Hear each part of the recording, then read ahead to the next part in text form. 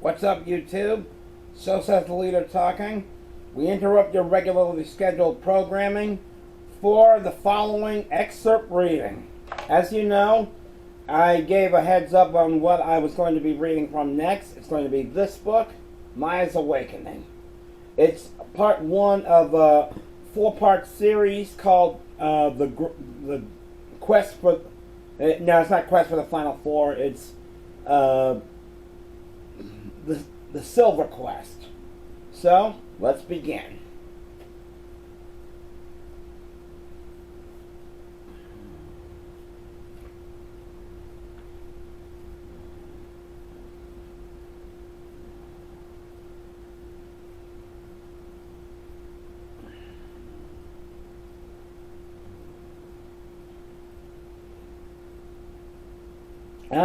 Here we go.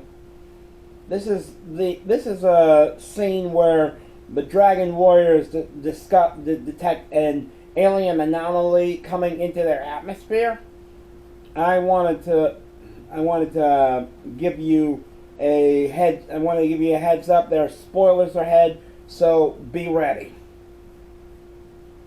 Meanwhile, up in the headquarters of the dragon warriors, known as the Tower of Dragons, located at the very top of the Palace of Melania, Queen Morgana, the acting ruler of the country of Melania and acting mentor of the newest fellowship in the absence of Princess Luan, the true heir to the throne, eyed the star-silver dagger that Elise had brought back from England a few days ago, while the novice warrior of water was on a quest to obtain the Manacle of Nemesis. This dagger has been baffling me for about forever, the brunette told herself as she eyed the image of the engraved inscription taken off the blade. I've gone over this key with a fine-tooth comb, and still no new clues about the Star-Silver Shrine, she sighed. If only my memories of Chernobyl didn't dull as I got older. Sinking down into the command chair that neighbored the crystal ball embedded within its rooted pedestal, whose base was encircled with the crests of the Fellowship of Light, a flame sketch for fire, a globe sketch for earth, a leaf sketch for life, a teardrop shaped sketch for water, and a tornado sketch for wind. Morgana exhaled as she distracted herself with the inner surroundings of the headquarters. At the right was a large view screen composed of a large diamond, while next to the crystal ball was a large round table emblazoned with the same crest as the crystal ball in a star point formation. At the far end of the room was a group of tubes that were capable of magical teleportation. A moment later, the door opened, and a young redhead stepped in, prompting, "Queen Morgana?" "Ah, Murda," Morgana welcomed her. "Please, come in." The fire dragon warrior Murda approached Morgana, eyeing the star-silver dagger that rested on the tray near the rooted crystal ball. "Still no luck analyzing the dagger?" she asked the queen. "No, still nothing," Morgana replied. She let out an exasperated sigh. "And it's been frustrating me no end." She rose up from her chair and paced the floor with left and right. "You'd think I could go for one day without being overwhelmed by too much work or not enough work, because now I know how Luan felt about her fears regarding ruling the kingdom." Murda cast a lopsided grin at her. Luan had confided in Morgana, her aunt and Roxy's mother, that she was not ready yet to lead the kingdom, due to the pressures of leadership. As a result, Morgana and her husband Klaus had taken acting co-ruler duties, while Luan had suddenly left, not even telling her cousin what she was planning to do or where she was going. But just then, the alarm sounded, and Murda turned toward the large view screen to check the source of the disturbance. As she eyed the image coming on screen, she prompted, "Queen Morgana!" But Morgana continued talking. "I mean, Luan had it good after she and her fellowship were tired 4 years ago. Now the princess is off doing who knows what, just implying that she wants to find her true purpose while she plunders her place in this world. Morgana!"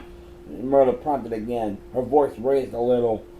I know it's okay to give people their own space, Morgana went on, but at least I should take my own advice and find myself some free time now and then. But no, I have to take such a hectic job like acting queen of the most involving city-states on the planet. Morgana! Myrna suddenly shouted, causing the queen to leap around and to glare at her. What's the matter now? Morgana wondered, equally loudly. An unidentified flying object has just entered Earth's atmosphere, Myrna reported. It's heading for Millennial Lake. What? Morgana exclaimed. She ran to the view screen only to see the scene of a falling star. Next time, don't wait until the last minute to tell me, she admonished Myrna. Myrna merely rolled her eyes up at the ceiling and told the queen matter-of-factly, I'll call the others! And with that, she turned and ran out of the room, down the stairs and toward the ground floor of the palace. Just as Galatea and Roxy reached the meadow, a loud bang erupted from up above them. As Galatea looked skyward, she prompted, Roxy! She pointed. Look! Roxy followed her finger to see a huge ball of flame descending toward their position.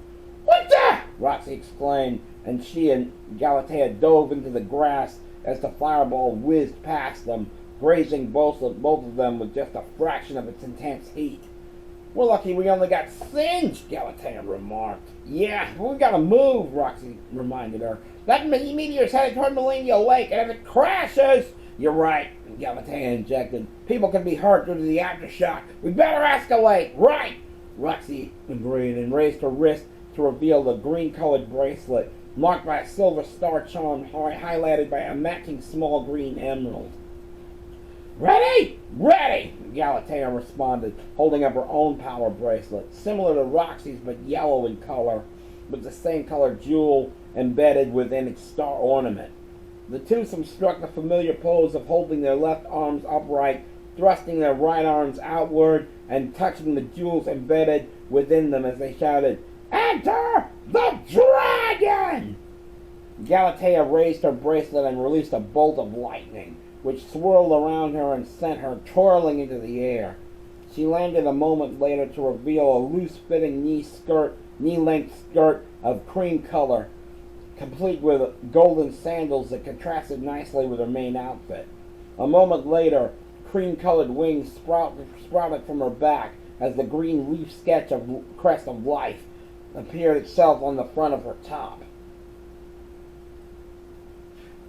Roxy raised her bracelet as a whirlwind of leaves escaped from it, swirled around her, and sent her twirling into the air as well.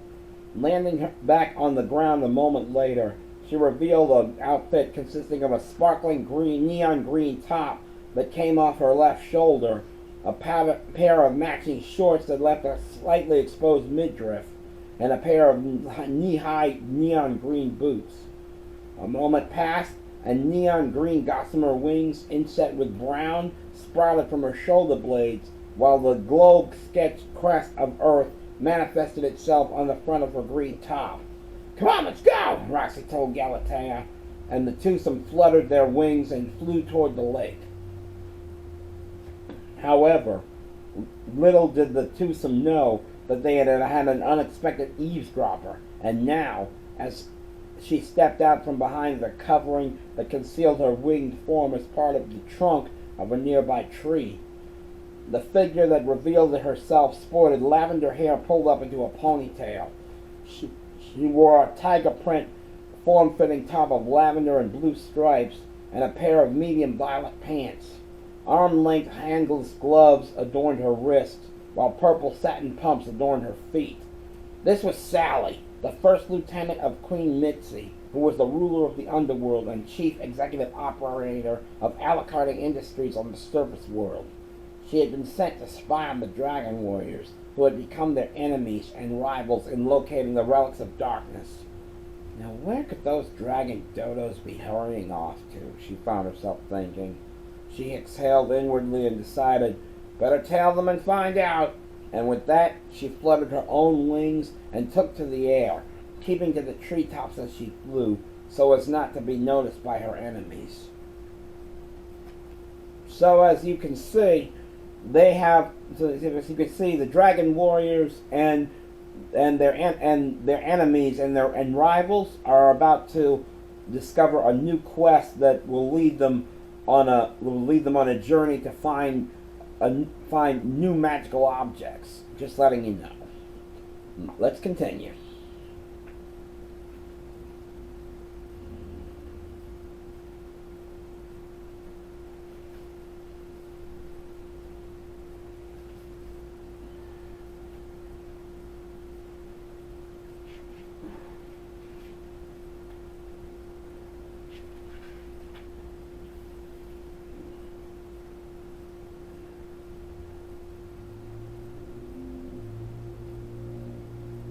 Oh, here we go.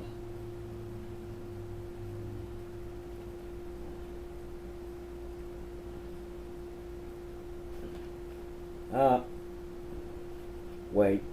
Sorry about this. I kind of need to check this out. I need to think of what I'm going to read next.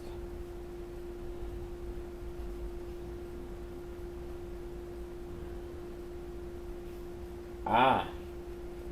This basically is the scene where Maia Sinclair is thinking about her destiny. Maia Sinclair is the newest character I wrote in my story. So do me a favor, check out my author page. The link will be in the description. Anyway, this is where Maia Sinclair is thinking about everything that's happened to her, what's going on now, and what may be her future. That night, in a room at the Polinica halfway house, Maia Sinclair lay in her bed, tossing and moaning fitfully in her sleep. Within her mind's eye, she could hear laughter mocking her as she squirmed under the covers. The laughter grew louder as she demanded, with eyes wide open, "Who's there?" She stepped out of her bed, slipping into her bedroom slippers, and walked outside to the porch of the plantation house that marked the epicenter of the halfway house grounds. As she sat in the porch swing and absently rocked back and forth within its seat, Maia wondered, what is happening? Ever since waking up in the hospital after the fire that day, strange things have been going on. She sighed inwardly and lowered her gaze. And the oddest thing, only I'm aware of these crazy events. Ever since the arson on the former estate owned by her parents, who had been murdered within the fire, Maia's life had gone downhill, from living high on the hog to an endless struggle for survival. Eventually, she had run into trouble with the Mount Melania authorities and was left in the care of a social worker named Liana Howell, who had placed the girl in a reform school, who in turn transferred her to a halfway house in Polinica after her graduation almost a month ago. Now, Maia would have to learn to survive in the real world without stealing and trickery. But how would she be able to regain the trust of those she'd targeted and stolen from? As she pondered this, her gaze shifted back to the night sky, where she saw the stars twinkle around the full moon. But the oddest thing was, she could feel that the stars' behavior was erratic, as if their twinkling depicted a sort of conflict within the universe. Maia shook her head in disbelief and decided, that's ridiculous. Stars can't talk, much less show feelings. She lowered her gaze and told herself, I must be in the wrong place because I am insane. But then a chilly wind swept past her, even though it was warm outside, and Maia wondered, what is the matter with me? She shook her head and decided, I'd better get back inside. I have a karate class to prepare for tomorrow and I need to be rested. And with that, she clambered off the porch swing and headed back inside toward her bedroom.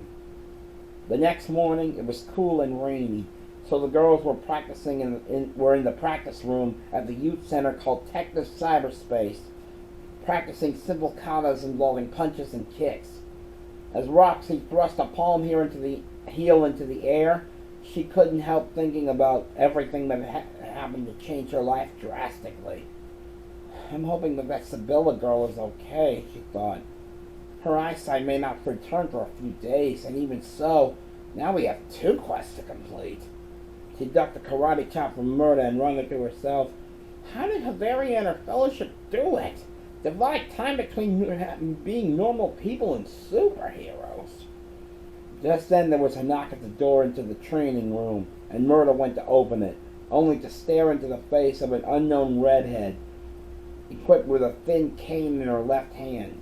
The new woman wore sunglasses, possibly to protect her eyes from the intensity of light and heat, and Murda knew that the cane the woman held was to track for abnormalities and obstacles. May I help you? Murda asked. The redhead furrowed her brow and wondered, Murda? Is that you? Who's asking? Murda asked cautiously as she furrowed her own brow. I'm sorry, the other redhead apologized. Techna said I could find you back here. Is this a bad time? Oh, not at all, Roxy piped up. In fact, we were just starting our workout. We could use a break, though. Roxy, the unnamed woman responded. Good to hear from you again. Again? Murda wrinkled her nose, wondering to herself, why is Roxy so friendly with this woman? I mean, we don't even know her face, let alone her name.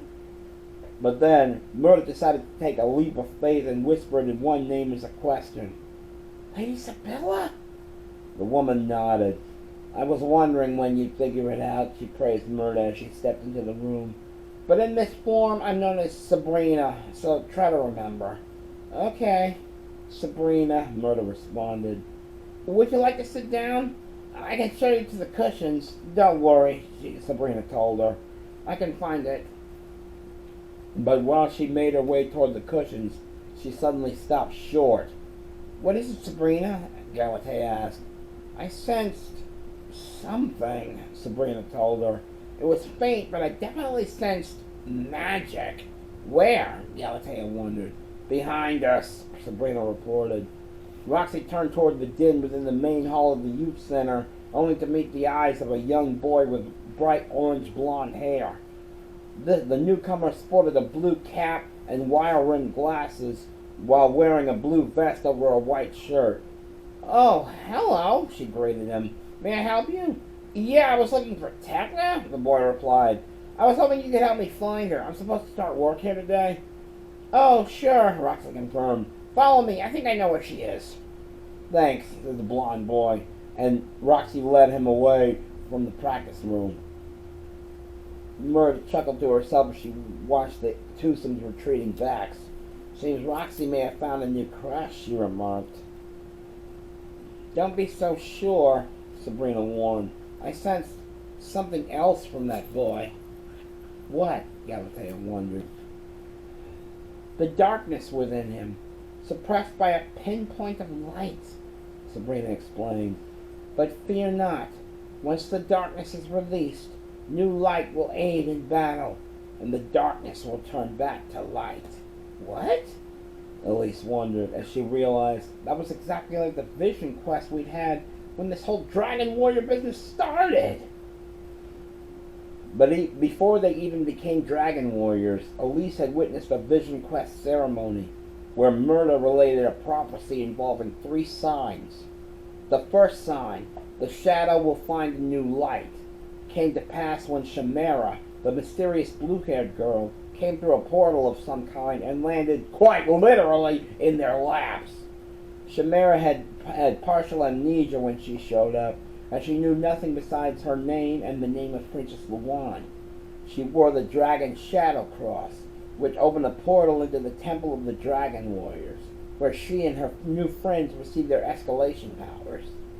That led to the second sign that came to pass. The dragons will choose new partners.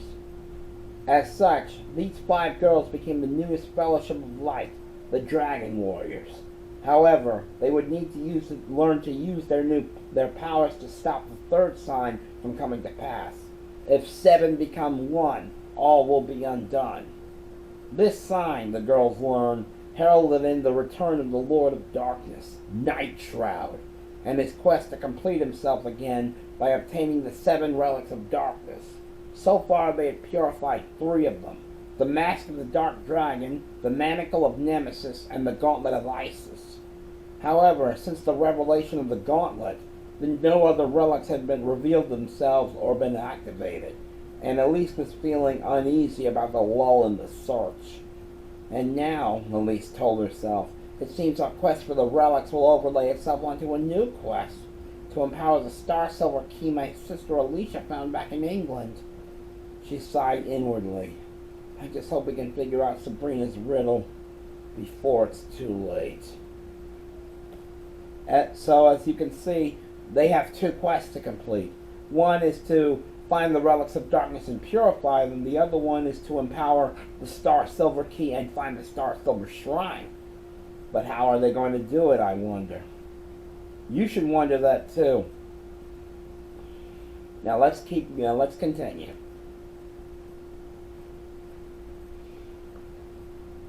Oh.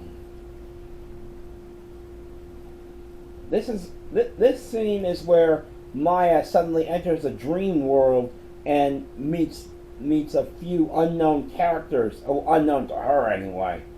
Anyway, they are going to explain to her the clues to her destiny. Let's read. Clad in a red plastic slicker and hood, Maia Sinclair ran through the rainy meadow neighboring the forest, complaining to herself, I can't believe I overslept. What is wrong with me? I never oversleep. Now I'm going to be late for class. But she had only run a few more steps when a sharp pain shot through her temples, causing her to stop short and cry out. What the? She exclaimed. What was that? As she looked around the empty grassland, she was unable to even detect anyone's presence. But then she cried out again as the familiar pain shot through her temples once more. At the same time, she felt a warmth around her wrist, where the silver bracelet given to her father before his untimely demise glowed a bright yellow and caused her to say, Okay, that's new. As she gazed at the glowing silver band, Maia's vision suddenly began to grow dark, and a moment later, everything went black. It took a while for Maia to regain her bearings as she would groan to herself, Oh, my aching head! As she forced herself to stir herself awake, she continued with, For a moment, I thought I was... She broke off when she discovered that the sky was no longer cloudy and rainy, but clear blue and pristine. Going out of my mind? What? She wondered as she shot herself up from the grass, finding herself at the shoreline of an odd lake, clear and sparkling with water.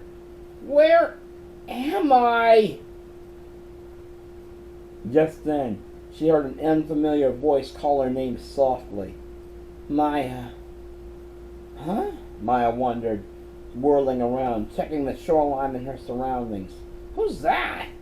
A moment later, she felt a warm glow at her left and turned instinctively in the same direction, where she discovered a mass of golden light expand a few feet away from her position. From that energy emerged a trio of females, all dressed similarly, in two-piece black satin leotards that hugged their chest and upper thighs. Who are you? Maia asked the trio. Hello, sister, said one of the females, the dark-haired one. But as she spoke, her mouth did not move. For some unknown reason, Maia realized, I can hear her. In my head! Her eyes widened as she concluded, She must be telepathic! If you can see and hear us, that must mean that the time has come to awaken, said a second female voice remarked, causing Maia to eye the brunette, who smiled back at her. They're all telepathic, Maia discovered. On that note, she asked again aloud, Who are you? We are the guardians of the Sanctum Signers, said a third female voice, causing Maia to eye the female with white blonde hair. I am Elena. I am Celine, said the dark-haired woman. And I am Tanya, said the brunette. For years we have awaited the return of our lost chosen ones on a day when a quest begins, one that will determine the fate of all existence. What? Maia exclaimed within her mind, her eyes wide. As you have been transported into our limbo, this must mean that your awakening is at hand, Tanya told Maia. So it is time for you to understand your origins. You are one of the sparse survivors of the destroyed planet Kinmoku, Elena continued. Our homeworld world was similar to this world, Earth, in many ways. Our planet's molecular integrity was steadily destabilizing due to the constant miming of the ore known on Earth as star silver, Celine put in. As a result, the inner core of our planet dominated the surface, imploding it on itself. We did manage to save you and our queen, Sibylla, your mother, by locking you in hibernation pods and shooting you into outer space, Tanya went on. We, however, were not so lucky, which is why we also allowed your pod to land near our family on Earth, who we knew would provide for you, Elena finished. But what about this bracelet? Maia asked, holding up her wrist so the trio could see. Your bracelet was a gift from your biological mother, Celine explained telepathically. It was to be given to you during your 16th birthday. But as you know, tragedy struck your adoptive family the day before your sweet 16. Maia hung her head as her mind flashed back to the event of arson, which had destroyed her home and killed her parents, but not before they handed her the bracelet she now wore. However, your adoptive family's demise was not in vain, Celine continued. It was the first of 3 signs of your awakening. The underworld rose to earth as a flame of darkness. And the second sign has also come true. The light of the night was swallowed by the shadows, Tanya added. And remember, the lunar eclipse, Maia concluded as her mind flashed back to her first night in the Politica orphanage. As she was getting settled in, the sky grew dark, even darker than usual, and for some reason Maia felt uneasy about it, thinking that the stars, even from afar, were somehow troubled about it. This is the final sign. Living fire rained onto the earth, Elena finished. Living fire? Maia repeated. Now that I can't figure out. She sighed. I guess I'll know when I'm ready. The 3 elder girls seemed to read her mind. As Celine explained, the final sign has recently come to pass, but your awakening has yet to be completed. In order to fully restore your powers and memories, you must find one who wears a brooch identical to ours, Tanya continued. The owner's sight dwells in darkness, but their soul can see the light. Maia narrowed her eyes, staring at the odd brooch Tanya wore. It was a small gold star charm, and circumscribed within a large diamond-shaped frame, which sported a pair of silver wings that pointed upward. Find the one who dwells in darkness, the one who wears our silver wing, and you will find your destiny, Elena finished. Maia nodded as she suddenly felt the lake and its surroundings whirl around her a moment later.